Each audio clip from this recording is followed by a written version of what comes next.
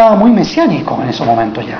Él veía que el futuro del socialismo para Chile era como el que él había visto, que era la República Democrática Alemana, que se veía muy exitoso. Además ellos eran muy especialistas en mostrar su pomada como la mejor cosa del mundo, porque cuando uno viaja a esos países ve no solamente el desarrollo industrial, sino que ve los museos, las iglesias, o sea, como que es una cultura súper avanzada, ¿ah?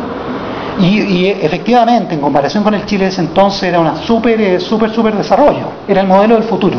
Y eso como que afirmó mucho, ¿no?, la idea del socialismo chileno, de la unidad popular, a lo que se iba a llegar. Pero por el otro lado tenemos, digamos, la misma figura de Frey. Frey, mesiánico, decía: el país está conmigo, y está o conmigo o está con los que no están conmigo. ¿Cómo podía ser, no? Un país que no podía avanzar si es que no había, sobre todo en ese momento que se empezaban a dividir y que habían divisiones muy profundas en la sociedad. No era posible avanzar si es que no había un consenso, si no habían tú cedes un poco, yo cedo un poco en aras de lograr algo mejor. Después los radicales lo mismo, los radicales, en la medida que el candidato radical, ahí hubo un problema con los conservadores y con los liberales, el candidato radical para la presidencia, que se enfrentó a Frey, Durán, ¿no?, Luis Durán, ese candidato fue abandonado por la derecha, ¿no?, por los liberales y los conservadores, y ese candidato además, bueno, perdió, digamos, de una forma vergonzosa con Frey, que estuvo la gran mayoría, y ese candidato se radicalizó hacia la izquierda. Era un candidato de derecha que se radicalizó hacia la izquierda. Muy interesante ese proceso. O sea, hubo gente líderes, digamos, como él, que se radicalizaron de una posición a otra en ese periodo de 66, 67, 68. Y él era de los principales promotores que el Partido Radical tenía que abandonar su tendencia a aliarse con la DC o aliarse con la derecha, y tenía que ser un partido de izquierda, digamos, aliado con el FRAP de ese entonces, que era el Frente de Acción Popular, y después con la Unidad Popular. El Partido Radical fue parte de la Unidad Popular. Entonces, una ideologización y radicalización muy fuerte de los dirigentes, que eran todos muy inteligentes y todos con mucho carisma y muy, digamos, figuras, ¿no?, muy importantes, todos. Entonces ese fue un problema, digamos, para la situación concreta que tenía Chile en ese momento, en términos de que también condujo digamos, más que ayudar a salir de los problemas, como que profundizó los problemas. Bueno, y ahí quedo yo. Termino simplemente mostrando unos cuadritos que tenía acá. Este cuadro, y acá me voy a parar, este cuadro muestra cómo representación de las provincias chilenas en la Cámara de Diputados 1960-70, muestra 1930, acá están las provincias, 1930, 60 y 70, y compara. Lo interesante son los asientos que se tenían en la Cámara de Diputados y los asientos que se hubieran tenido si es que el sistema hubiera sido reformado para que proporcionalmente representara los cambios demográficos.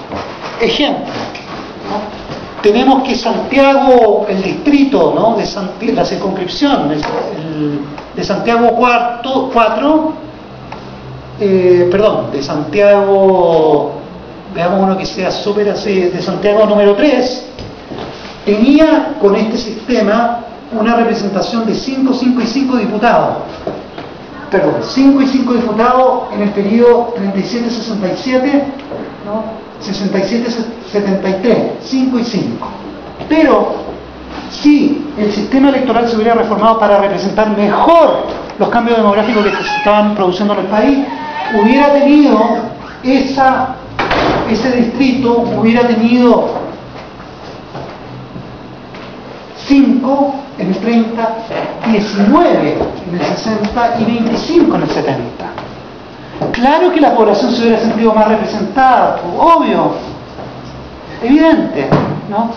Toda esa población que estaba llegando a la zona urbana y que no tenía ninguna representación se hubiera sentido mucho más representada y probablemente se hubiera radicalizado menos. todo lo que pasaba. O sea, cómo esto muestra cómo el sistema electoral podía ser un factor importante para explicar los hechos que ocurrieron en el Chile de ese entonces. Sigamos. Estos son unos mapitas electorales muy prácticos que muestran, qué bueno que lo muestro acá, los resultados de las elecciones presidenciales, y es interesante la zona, ¿no?, donde tienen su apoyo. Acá vemos que Pedro Aguirre Cerda, que era radical, y Gustavo Ross Santamaría, que era liberal conservador, ¿no? Es decir, diríamos, este era el centro izquierda y este era el centro derecha, ¿no?, diríamos hoy en día. El centro derecha tenía concentrado su electorado desde Valparaíso al sur. ¿Y qué hay de Valparaíso al sur? Principalmente zona agrícola. Urbano, pero agrícola, mucho agrícola, sobre todo en el 38. Y en cambio, los otros tenían más en las zonas mineras, ¿no?, de trabajadores mineros, del comercio minero, pero también tenían su poquitito en zona agrícola también. Si los radicales tenían agricultores, especialmente en esta zona que es de Concepción, Arauco, Cautín, etcétera. Y en el sur, ¿no?,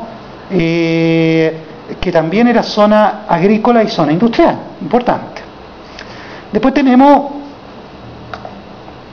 las elecciones presidenciales de 1958, se han producido todos estos cambios de los que les hablaba.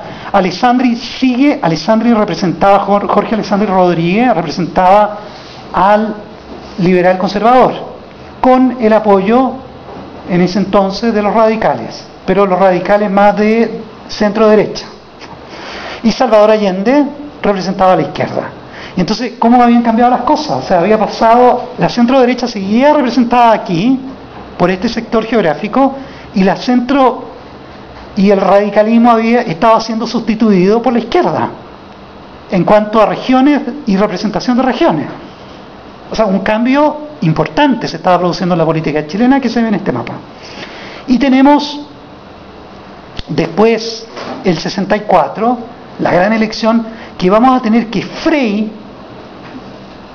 va a ser el que va a tomar esta tradición, por decirlo así, de representación en el centro sur, con el apoyo del Partido Liberal y del Partido Conservador, porque el Partido Liberal y el Partido Conservador no querían que saliera Salvador Allende, y Salvador Allende pasa a ser el heredero de todo el voto que habían tenido primero los radicales y la izquierda, digamos, en esos momentos del Frente Popular. Interesante los mapas. Bueno, número de diputados, yo creo que aquí lo que hay que señalar es que yo creo que estas cifras son engañosas, porque no consideran todo lo que yo les he explicado ahora. Porque aquí vemos, por ejemplo, que el año 65, ¿no?, la democracia cristiana tiene un 42,3%, ¿no?, y el año 69, parece que el año 69 va a bajar al 29,7%.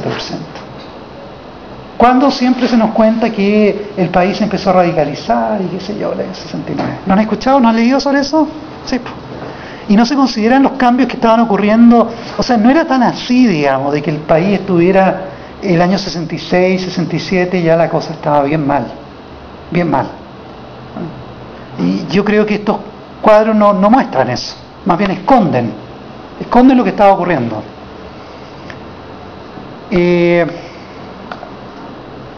Bueno, en el Senado, acá están las comunales.